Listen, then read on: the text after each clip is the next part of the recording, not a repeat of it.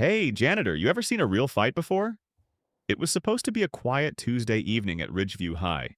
The wrestling team had stayed late, trying to impress their new coach, Trent Callahan, a 29-year-old ex-college champion who loved two things: winning and being worshipped. On the far end of the gym, an older man was wiping sweat off the bleachers.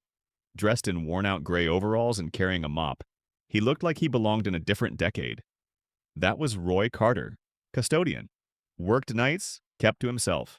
Coach Callahan clapped loudly to get everyone's attention. You guys want to see what happens when someone with zero training steps on the mat?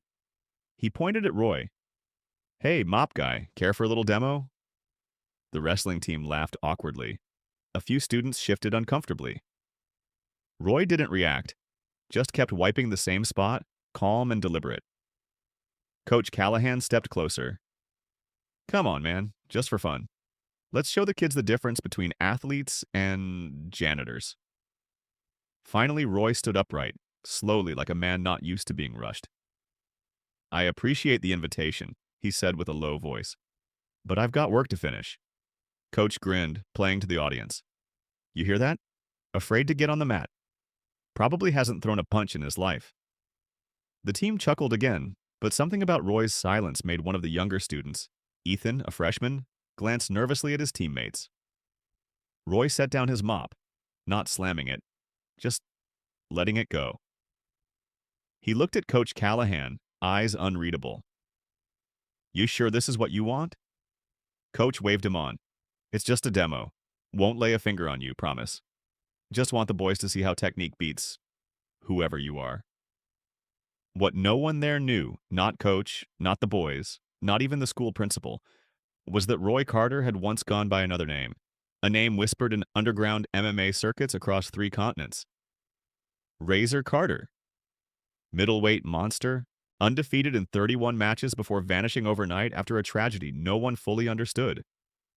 That name hadn't been spoken aloud in 20 years, and Roy planned to keep it that way. Until tonight.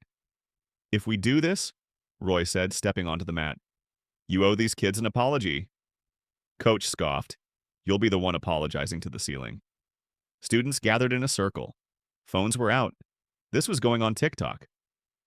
Roy didn't stretch, didn't pose, didn't even take off his name tag. But the way he stood, still, centered, grounded, made Coach Callahan's smile twitch. Ready? Coach said. Roy nodded once. Are you? Coach Callahan bounced on his toes, clapping his hands for the crowd. All right, folks, gather round. Learn from the master, he shouted, doing a few exaggerated warm-ups like a showman before a bad magic trick. Roy stood still. He didn't blink, didn't flinch, didn't care. Coach made the first move, a slow, lazy lunge, just enough to intimidate someone who didn't know what to do with their feet. Roy didn't react. He was just watching. Come on, man, Coach barked. At least pretend to know what a stance is. That's when Roy shifted. Barely. His left foot slid a few inches, his back straightened, and his hands, calm, open, loose, floated to chest level. Coach blinked. That stance. It was perfect, not beginner perfect. Professional perfect. The air shifted, some of the students noticed. They weren't sure what changed, but the mood was no longer funny. Coach launched a real jab this time, textbook form, fast and aimed right at Roy's collarbone. Roy wasn't there. He didn't block it. He just wasn't there. Coach stumbled forward as his fist met empty air. Roy tilted his head slightly. You're carrying tension in your shoulders, telegraphing every shot. Coach grunted and stepped back. Okay, lucky duck. Try dodging this. Jab. Straight. Low sweep. Roy sidestepped the combo like he'd been dancing with it his whole life. His breathing stayed steady. His eyes stayed locked. Coach was already sweating. The students began whispering. A few looked at Roy differently now, like maybe this wasn't the guy who waxed floors and fixed lockers. Ethan, the freshman, whispered to the guy next to him. He hasn't even touched Coach yet. Sarah, one of the few girls on the team and a regional bronze medalist in jiu-jitsu, narrowed her eyes. He's controlling the whole mat. Coach, now a bit red in the face, yelled, "Come on, fight back." Roy didn't move, but his eyes said, "You sure about that?" Callahan lunged again, this time a flurry of strikes that usually rattled even trained fighters. Roy parried one with his elbow, ducked the second, and pivoted to the side. Effortlessly. Now he was behind Coach. Not flinching, not gloating, just watching. Coach turned, wild-eyed. "What the hell are you?" Roy tilted his head again. "Used to be something else. Now I clean gyms." Callahan stepped back instinctively, and the whole room saw it. A black belt stepping away from a janitor. The power dynamic had flipped, Coach's confidence cracked. But his pride? Still holding on. "Fine," Callahan spat.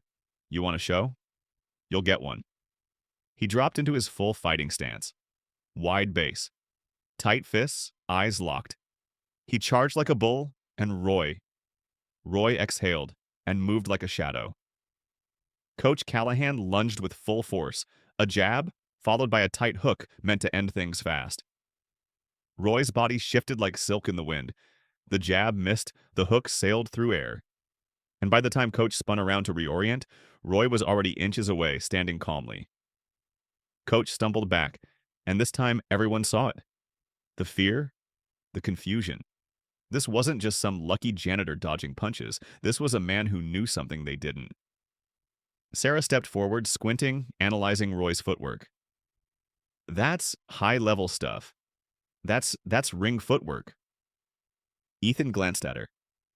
"You think he's trained?" "No," she replied. "I think he's retired." Coach Callahan faked a low shot and went for the high strike. But Roy stepped in, not back, closing the distance. Coach's elbow brushed Roy's shirt. Then Roy tapped him. Not punched, not shoved. Tapped. One hand, flat palm, directly on Coach's chest, and Coach Callahan flew backward, feet off the ground.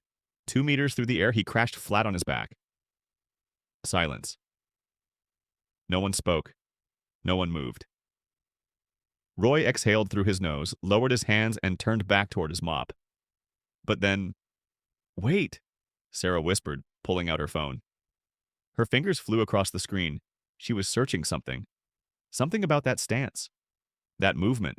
That name. Roy Carter. She typed Razor Carter MMA. Dozens of results exploded onto her screen. Articles, photos, fight videos. One thumbnail showed a younger Roy standing over a bloodied opponent, arm raised, the crowd roaring behind him. She gasped. Coach Callahan was still on the ground, blinking at the ceiling like he'd just witnessed a UFO landing. He sat up slowly. What? What was that? Sarah didn't even look at him. She was still staring at her screen.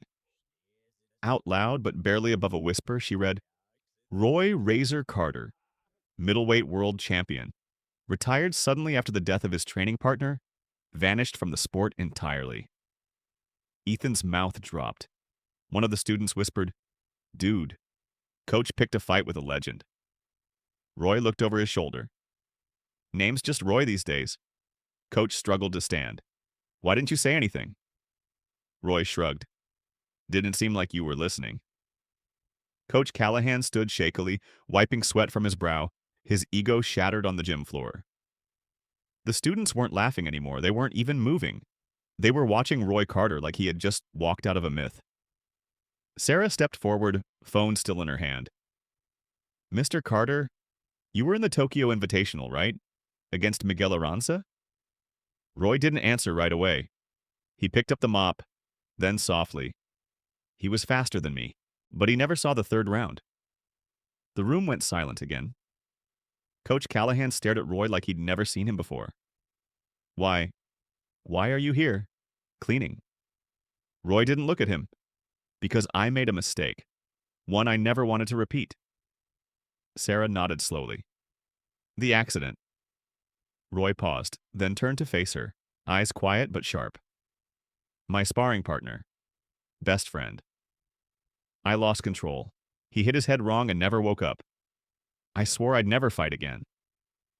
Coach opened his mouth, but nothing came out. He had mocked that man, provoked him, pushed him in front of his students, and Roy had shown restraint most black belts would never even dream of. "You didn't have to accept. Callahan said weakly. Roy locked eyes with him. You humiliated a man who was doing his job. Not because I challenged you, but because you needed to feel powerful. That's not martial arts. Coach swallowed hard. The students stood like statues, some ashamed, some amazed. Sarah looked at her teammates. We watched a man be mocked for his clothes, not his character. Coach snapped, desperate to regain control. All right, enough. Lesson's over. Let's... But no one moved. Sarah stepped forward, voice clear. No, Coach, this was the lesson. The words hit hard, harder than any punch Roy had thrown. Callahan's shoulders dropped. I didn't know who he was. Roy raised an eyebrow. Would you have treated me any different if I was just a janitor? Silence again. That silence hurt worse than any punch. Sarah looked at Roy. You say you're not a teacher, but you just taught everyone here more than Coach has all year? Roy gave a half smile. Teaching's not about showing off. It's about remembering what matters. Coach looked at the faces of his team. All of them turned away from him now and toward the man with the mop. The gym, once loud with the shuffle of mats and bursts of adolescent bravado, was now silent. The only sound was the soft squeak of Roy placing the mop back in the janitor's closet. Coach Callahan stood frozen, still trying to stitch his dignity back together in front of his students. But it was too late. The shift had already happened. Ethan broke the silence first. Coach, he just played with you. Callahan's jaw clenched, but he said nothing. Sarah turned to Roy again. You say you left fighting behind, but that wasn't just muscle memory. That was discipline, control, precision. You didn't hurt him, even though you could have. Roy gave a small nod. Because that's not what strength is for. Callahan stepped forward, his voice low, struggling to hold steady. I owe you an apology. Roy looked at him, not judging, just waiting. I let my ego run the room, Coach admitted. I disrespected someone who has more knowledge in his pinky finger than I've earned in a lifetime. Some of the wrestlers nodded subtly. Others stared at the floor. Callahan added, voice cracking slightly. And I taught them to do the same. Mock first. Think later. Roy didn't respond with anger. Instead, he spoke like a man who'd seen too much already. Strength isn't about titles, or mats, or black belts. It's about knowing when not to use it. Coach bowed his head. For the first time, not out of performance, but shame. Sarah then asked the question no one expected. Mr. Carter, would you ever consider teaching again? Roy blinked. He hadn't thought about teaching in years, not since his world had unraveled. I don't teach how to fight anymore, he said slowly. But he looked around the gym, at the faces, the quiet, the attention, the understanding.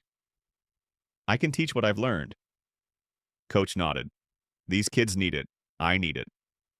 Roy looked at the team. Then let me teach you the first real lesson. Respect doesn't come from fear.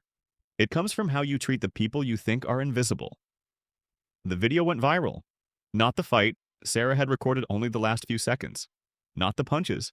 Just that final, surreal moment. A black belt flying backward from a single palm tap. And the man responsible? Wearing a janitor's name tag. No one knew what to call it. Magic, mastery, or just karma catching up. But what happened next didn't live online. It lived in the gym. 3 months later, Ridgeview's wrestling room looked the same. Same mats, same bags, same scuffed walls. But everything felt different. Roy Carter now led weekly workshops. Not about takedowns. Not about victory. About discipline, humility, breath control, and emotional balance. He never raised his voice. Never showed off. But the way he moved, the way he stood, made everyone listen. Sarah had rewritten her thesis entirely. The invisible mentor, power, perception, and the people we ignore. She interviewed Roy weekly, sat with him after class. Sometimes they just clean mats in silence. But she said she learned more in those moments than in 4 years of university. Coach Callahan? He stayed, but different. He listened more, talked less, stopped barking orders, He let Roy lead warm-ups, started learning from him instead of pretending to know everything. He even took off his black belt once. Said, "Felt too heavy." Ethan and the others kept showing up too, but now they bowed to Roy when entering the room. Not because of his past, because of how he carried his present. One day after class, Sarah asked, "Do you ever miss it? The crowds? The fights?" Roy smiled, folding towels. "I miss the clarity, but not the chaos." Then he looked up. "Turns out mopping floors and teaching kids aren't so different. You're just cleaning up messes, hoping someone learns something before the next one." She laughed. He didn't. And she realized he meant it. In the end, Roy didn't return to fame, or titles, or pay-per-views. He returned to something greater, being seen, for who he really was. Not a janitor, not a legend, but a man who'd carried power quietly for 20 years, and finally used it for something that mattered. Not to win, but to wake everyone up.